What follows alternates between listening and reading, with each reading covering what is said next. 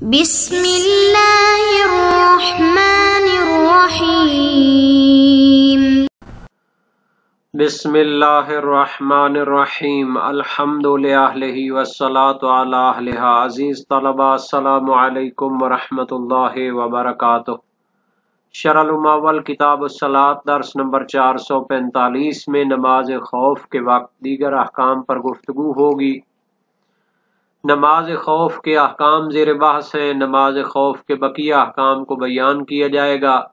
نماز گزاروں کے لیے اسلحہ اٹھائے رکھنے کا حکم بھی ذکر ہوگا۔ مذکورہ حکم کی ادلہ بھی بیان ہوں گی۔ مذکورہ حکم کے متعلقہ فروعات اور مسائل بھی ذکر ہوں گے اور متعلقہ اصطلاحات کا بھی تذکرہ کیا جائے گا۔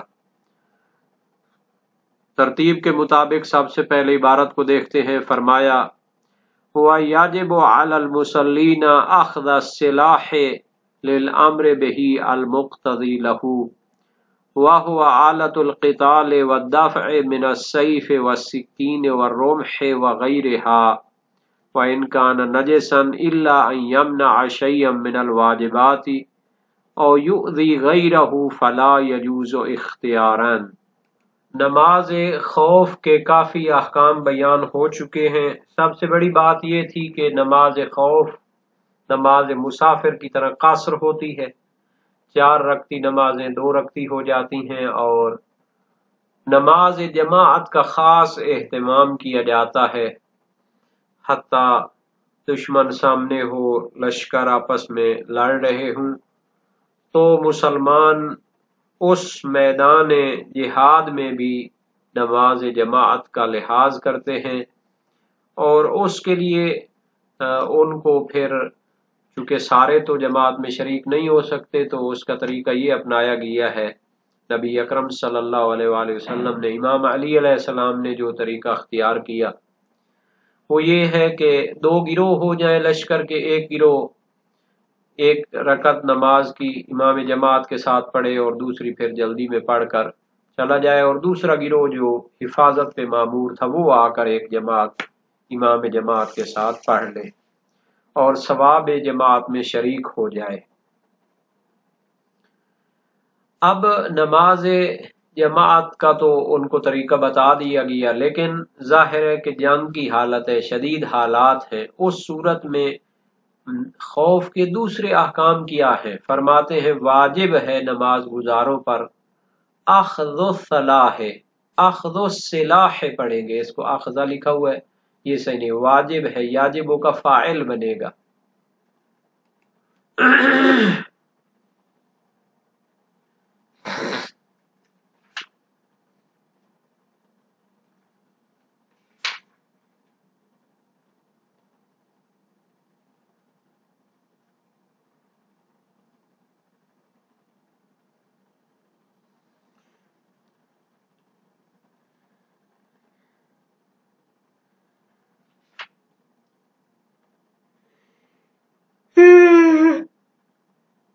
رمح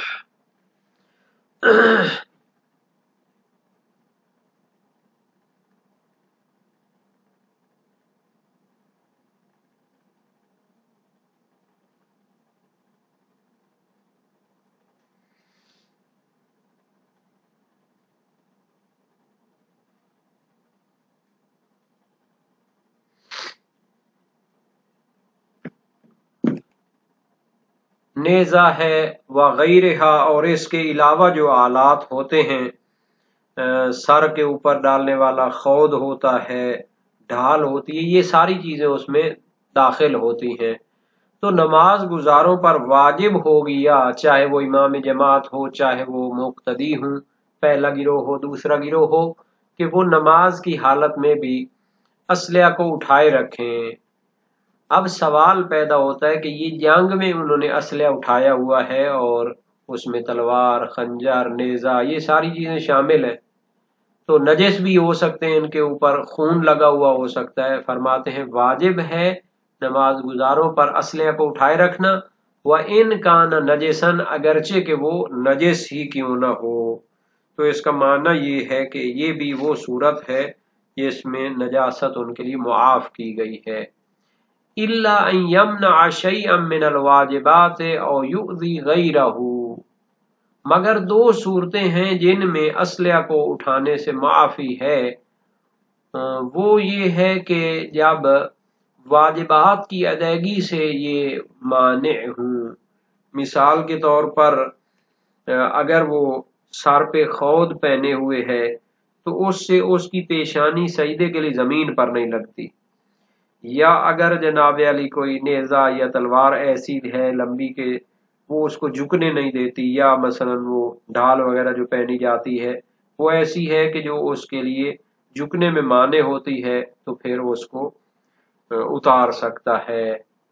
और युज़ी गैरहू, या फिर ये है कि वाजिबात वगैरह से माने तो नहीं है लेकिन दूसरों के लिए वो बायस अजियत हो सकती है। मसलन नेजा जमात की सफ़ों के दरमियान में अगर वो लेकर खड़ा हो तो दूसरों को लग सकता है, दूसरों के लिए अजियत हो सकती है। फला यजूज़ इख्तियारन, तो फिर अख्तियारी सूरत में उसके लिए जायज़ नहीं है कि वो उसको लिए रखे अपने साथ। अगर वाजिबात से माने हो रही हो तो भी अख्तियारी सूरत में उसको साथ नहीं रख सकता, और अगर वो दूसरों के लिए बायस अजियत हो रही हो, जो उसके साथ लोग खड़े हैं उनको वो वाजिबात अपने नमाज में वो राहत में न हो, तो फिर उनके लिए अख्तियारी सूरत में उन चीज़ों को साथ रखना ये जायज़ नहीं होगा। लेकिन चूंकि वो मुश्किल हालात होते हैं, इज़्तिरारी हालात होते हैं, तो अगर इज़्तिरारी सूरत में दुश्मन से ख़तरे की सूरत में उनको इन दो सूरतों में भी उठाए रखना मसलन ज़रूरी हो तो फिर तो ज़रूरी होगा। यह है कि अख्तियारी सूरत में उसको फिर इन दो सूरतों में नहीं उठाना चाहिए। वमअ शिद्दतिल मानिअति मिनल इफ्तिराक़ कज़ालिका वस्सलात जमीअन बिअहदिल वुजूहिल मुक़र्ररति फ़ी हाज़ल बाब। शहीद अव्वल यहाँ से एक और बाब की तरफ जाना चाहते हैं, तो शहीद सानी ने यहाँ पर इस इबारत में कुछ चीज़ों को जमा कर लिया है। इबारत ये थी कि जब इतनी शिद्दत मौजूद हो जो माने हो इस तरह दो गिरोहों में तकसीम होने से, अगर जंग में शिद्दत इतनी ज्यादा हो कि वो दो गिरोहों में तकसीम न हो सकते हों कि नमाज ज़ात रिक़ा पढ़ सकें, और इसी तरह वो किया है दूसरी जो अनवा और अक़साम हैं, नमाज खौफ की, नमाज उस्फान है, वो भी न पढ़ सकते हूँ, तो फिर उसके लिए अलहदा हकाम है जो बाद वाली इबारत में आने वाले हैं। ये शिद्दत की जो है ना यहाँ पर तौज़ी और तशरीह जो मौजूद है उसको देख लेते हैं। यानी इतनी शिद्दत हो कि वो दो गिरोहों में तकसीम होने से माने हो। वस्सलात जमीअन बिअहदिल वुजूह, और माने हो, इतनी शिद्दत हो जंग में कि वो माने हो कि वो जमात के साथ नमाज पढ़ सकें। मज़कूरा जो सूरतें उसकी बयान की गई हैं, नमाज ज़ात रिक़ा तो बयान की है शहीद अव्वल ने, लेकिन उसके अलावा भी कुछ जमात के साथ नमाज पढ़ने की सूरतें होती हैं। अल मुक़र्ररत फ़ी हाज़ल बाब, जो इस नमाज खौफ की सूरत में जमात पढ़ने के हवाले से बयान हुई हैं, उन सब से माने हूँ। तो ये कौन सी जनाब अली नमाज जमात की और वजूह हैं जिनकी तरफ शहीद सानी ने इशारा किया है। तो इसमें वो जो मसला था उठाने वाला, असलिया को उठाकर साथ रखने वाला, ये तो अपनी जगह बयान किया जाएगा। शिद्दत खौफ की सूरत में जो अहकाम है वो बाद वाली इबारत में आएंगे। यहाँ जो सूरतें हज़्फ़ हैं जिनकी तरफ इशारा किया गया है उनको देख लेते हैं कि एक तो नमाज ज़ात रिक़ा होती है जिसको साबका दुरूस में शहीद अव्वल हुसैनी ने बयान किया। नमाज बातन व नाखल किया होती है, यानी इमाम जमात वो एक गिरोह को एक मुकम्मल नमाज पढ़ाएगा, फिर दूसरी नमाज पढ़ाएगा, उसकी मुस्तहब होगी लेकिन दूसरों की वाजिब होगी। तो ये मनकूल है कि नबी अकरम सल्लल्लाहु अलैहि वसल्लम ने इस तरीके से अपने असहाब को पढ़ाई थी, जैसा कि शेख तूसी ने अपनी अल-मबसूत में इसे नाकल किया है, अल-मबसूत जिल्द अव्वल सफ़ा 167 में। और एक नमाज जमात जो है वो मबसूत में ही है, وہ صلاۃ عصفان ہے، عین سین فعل فا نون۔ شیخ طوسی نے مبسوط میں بطور مرسل نبی اکرم سے روایت کی ہے، متا کان العدو فی جہت القبلۃ ویکونون فی مستوى الارض لا یسترہم شیء ولا یمکنہم امر یخاف منہ ویکون فی المسلمین کثرۃ لا یلزمہم صلاۃ الخوف ولا صلاۃ شدۃ الخوف وان صلوا کما صلی النبی بعصفان جازا۔ یعنی جب دشمن قبلہ کی جہت میں ہے اور وہ زمین کی سطح کے برابر ہیں اور کوئی چیز ان کی چھپی ہوئی نہیں ہے اور نہ ہی کوئی ایسا امر ہے جس سے خطرہ ہو اور مسلمان بہت زیادہ ہوں، ان کو نماز خوف اور نماز شدت خوف لازمی نہ ہو، تو ایسے نماز پڑھیں جیسے نبی اکرم نے عصفان میں پڑھائی تھی۔ عصفان ایک جگہ کا نام ہے، تو جائز ہوگا۔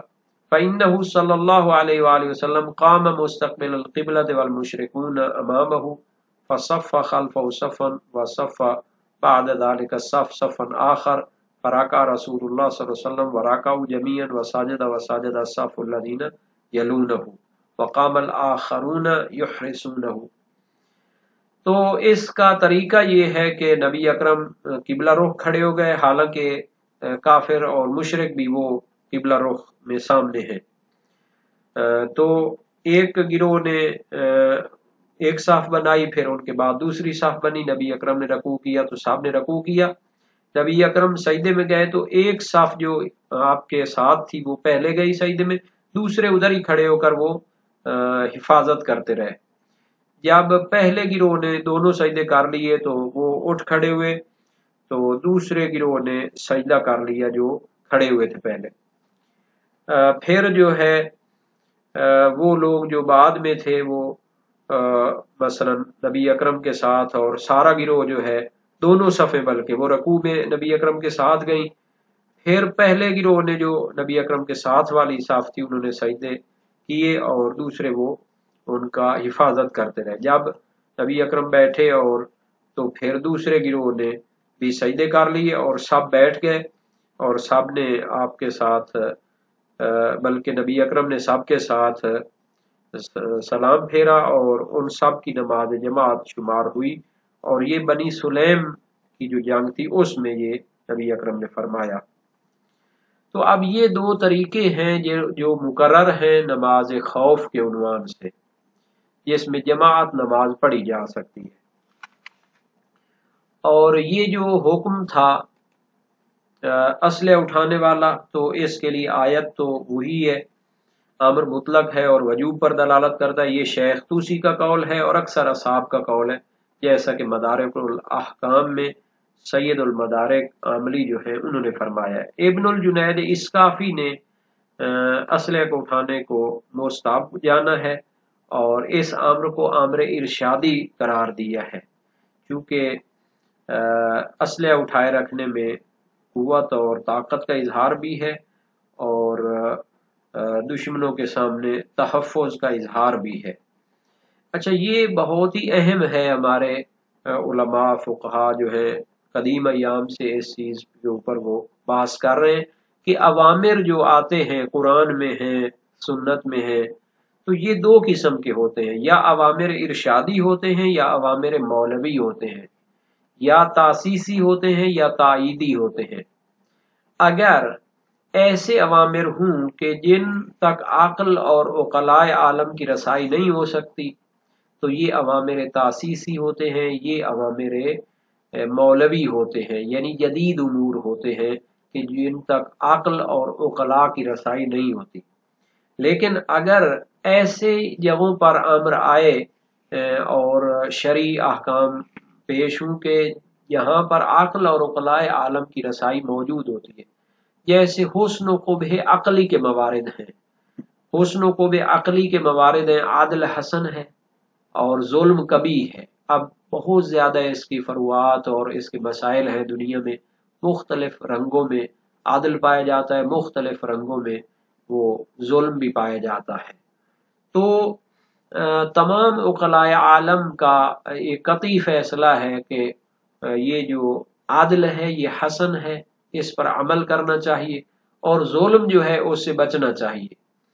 تو اگر عقل تمام عقلائے عالم کا فیصلہ ہے کہ وہ اس چیز کو درک کرتے ہیں اور شریعت بھی ان کے ساتھ ہے اس چیز پر، وہ متفق ہے، تو اگر دوبارہ اس مورد میں وہ کیا ہے عادل کا حکم آتا ہے تو یہ حکم جو ہوگا امر ارشادی کہلائے گا، امر تاسیسی نہیں ہوگا بلکہ تائید ہوگی حکم عقل کی۔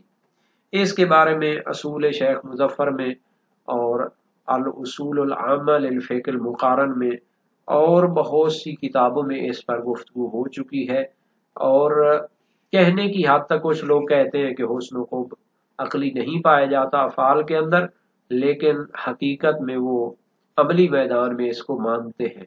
اسی طرح اخباری علماء محدثین جو تھے وہ کہتے تھے کہ افعال کے اندر حسن و خوب عقلی پایا تو جاتا ہے لیکن عقل اس کو درک نہیں کر سکتی۔